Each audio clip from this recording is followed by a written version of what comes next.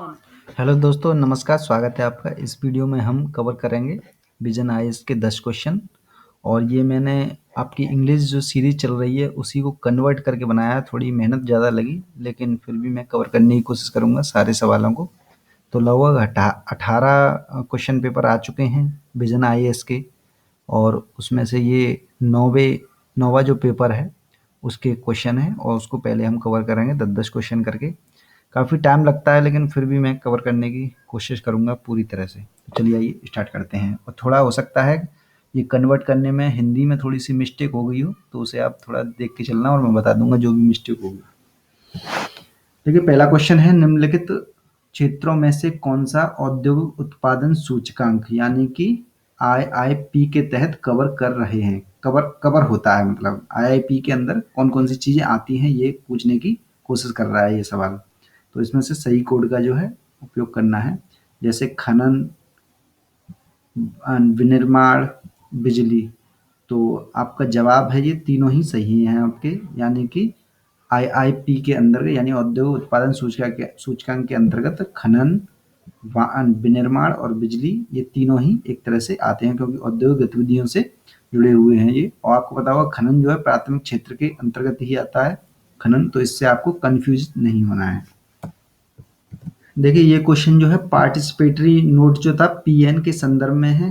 निम्नलिखित कथनों पर विचार करना है। पहला स्टेटमेंट है आपका, इन्हें वित्तीय निवेशकों सेबी के पास पंजीकृत नहीं है। यानी ये जो पार्टिसिपेटरी नोट्स हैं ये जो है सेबी के पास पंजीकृत नहीं होते हैं, ये कहने की कोशिश कर रहा है। भारतीय प्रतिभूतियों में निवेश करने के लिए प्रयोग किया जाने वाला एक उपकरण है, ये कहने की कोशिश कर रहा है। हिंदी कन्वर्ट में थोड़ा सा प्रॉब्लम आ गई है, यानी भारतीय प्रतिभूतियों में निवेश करने के लिए प्रयोग किया जाने वाला एक उपकरण है ये पार्टिसिपेटरी नोट जो है। और दूसरा स्टेटमेंट है आपका,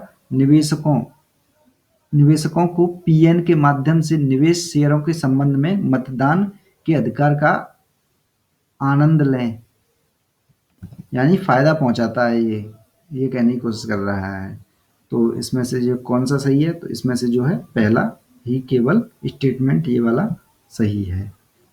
पंजीकृत नहीं होता है ये सेबी के अंतर्गत, ये ध्यान में रखना है बस। नेक्स्ट देख लेते हैं कि निम्नलिखित में से कौन सा माध्यमिक पूंजी बाजार के उपकरण होते हैं, या फिर माध्यमिक पूंजी बाजार, ये आपके बारे नॉलेज में होना चाहिए। माध्यमिक पूंजी बाजार के अंतर्गत कौन कौन से उपकरण हैं, तो बॉन्ड जो हैं पहला, दूसरा है आपका प्रारंभिक सार्वजनिक प्रस्ताव, तीसरा है आपका वाणिज्यिक पत्र।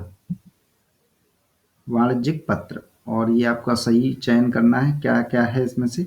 तो आपका जवाब है पहला और तीसरा जो सही है, बांड होते हैं और आपके वाणिज्यिक पत्र होते हैं, यानी व्यापारिक जो पत्र दिए जाते हैं वो होते हैं। और ये दूसरा वाला स्टेटमेंट गलत है, प्रारंभिक सार्वजनिक प्रस्ताव नहीं होता। निम्नलिखित में से कौन से भुगतान संतुलन यानी कि बीओपी में चालू खाता अधिशेष के परिणाम की संभावना है। पहला है आपका प्रेषण में वृद्धि विदेश से प्राप्त होती है, वैश्विक बाजार में भारतीय रिजर्व बैंक द्वारा बॉन्ड की, ये उल्टा छपा है, यहाँ से शुरुआत है इसकी। वैश्विक बाजार में भारतीय रिजर्व बैंक द्वारा बॉन्ड की प्रेषण में वृद्धि विदेश से प्राप्त किया जाता है।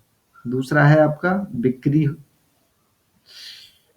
तीसरा है आपका वैश्विक तेल की कीमतों में गिरावट। तो भुगतान संतुलन के अंतर्गत क्या क्या चीज आती है ये पूछा है, तो इसमें जो है तीसरा आंसर है ये वाला और पहला वाला।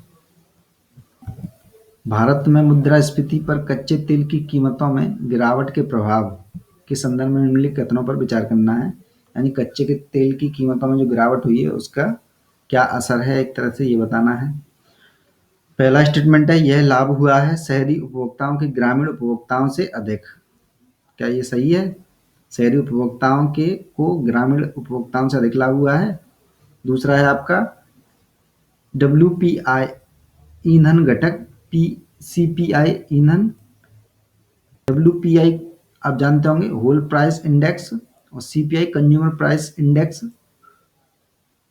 घटक की तुलना में अधिक प्रभावित हुआ है, यानी कि डब्ल्यूपीआई ज़्यादा ज़्यादा प्रभावित हुआ है सीपीआई से, ये कहने की कोशिश कर रहा है। तो बहुत ही इंपॉर्टेंट क्वेश्चन है ये।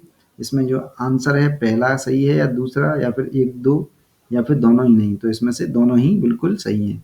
शहरी उपभोक्ता को ज़्यादा फायदा हुआ क्योंकि यहाँ पर गाड़ी वगैरह देखिए चलाते ही, नॉर्मल सी बात है। और होल प्राइस में ज़्यादा फायदा हुआ है या फिर प्रभावित हुआ है, ना कि सीपीआई। कंज्यूमर प्राइस ज़्यादा प्रभावित नहीं हुआ है, वो तो उतने ही स्तर पर रहा है। आप हमेशा न्यूज़पेपर में भी देखते होंगे ये चीज़। निम्नलिखित कारकों में से कौन सा भारतीय निर्यात में गिरावट के नेतृत्व कर सकते हैं, यानी भारतीय निर्यात में गिरावट के क्या क्या एक तरह से प्रभाव रहे हैं, कारण हैं, वो पूछने की कोशिश कर रहा है इसमें। पहला वैश्विक मंदी, दूसरा कम वैश्विक स्तर पर जिंसों की कीमतें, तीसरा आपका मुद्रा का डिप्रिकेशन। तो इनमें से उत्तर बताना है आपको। तो इसमें आंसर जो है वो है आपका पहला और दूसरा, यानी कि पहला ही आंसर है, पहला और दूसरा, यानी वैश्विक मंदी और मुद्रा का डिप्रिकेशन। देखिए ये क्वेश्चन है और इसमें जो स्टेटमेंट दिए गए हैं वो ये रहे। दोनों विदेशी बैंकों और सार्वजनिक क्षेत्रों के बैंकों के प्राथमिक क्षेत्र के ऋण में कमी होने आरआईडीएफ में जमा कर रहे हैं। ग्रामीण अवसंरचना विकास निधि के संदर्भ में निम्नलिखित कथनों पर विचार कीजिए। यानी ये वाला क्वेश्चन था जो नीचे छप गया है, और ये आपका पहला स्टेटमेंट है। और दूसरा स्टेटमेंट ये है, यह कृषि और ग्रामीण विकास के लिए नेशनल बैंक यानी नाबार्ड द्वारा बनाया जा रहा है। तो इसमें से आंसर छांटना है कौन सा सही है। तो इसमें जो है आंसर है आपका केवल दो सही है, यानी ये, यानी कि ग्रामीण अवसंरचना विकास निधि जो है नाबार्ड के द्वारा बनाई जा रही है, ये ध्यान में रहना चाहिए। बस इस क्वेश्चन से यही निकलता है। काफ़ी टफ क्वेश्चन है ये, लेकिन थोड़ा कवर करेंगे तो अच्छे से समझ में आ जाएंगे। जैसे विदेशी संस्थागत निवेश FII के संदर्भ में निम्नलिखित कथनों पर विचार करना है। पहला है आपका, एक विदेशी अधिग्रहण करने के लिए एक कंपनी के 10% से अधिक शेयरों में विदेशी संस्थागत निवेश के रूप में वर्गीकृत किया जाता है। निवेश को वर्गीकृत किया जाता है। दूसरा है आपका, विदेशी संस्थागत निवेशकों ने शेयर बाजार में सूचीबद्ध कंपनियों में ही निवेश कर सकते हैं। तो कौन सा सही है ये आपका जो सही है वो इन दोनों में से कोई भी सही नहीं है।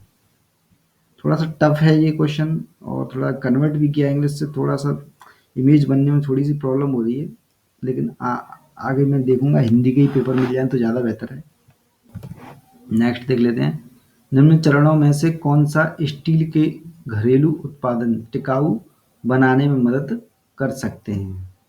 पहला है आपका, कुछ प्राथमिक लोहा इस्पात उत्पादकों पर बुनियादी सीमा शुल्क घटाकर। दूसरा है आपका, भव्य एंटी डंपिंग इस्पात पर शुल्क दूसरे देशों से आयात करके, यानी एंटी डंपिंग करके। तो इसमें जो आंसर है वो है आपका केवल दो, यानी दूसरा सही है, पहला आपका गलत है। निम्नलिखित चरणों में से कौन भारत में कारोबार करने में आसानी से सुधार करने के लिए लिए जा सकते हैं, कौन कौन से कदम हैं।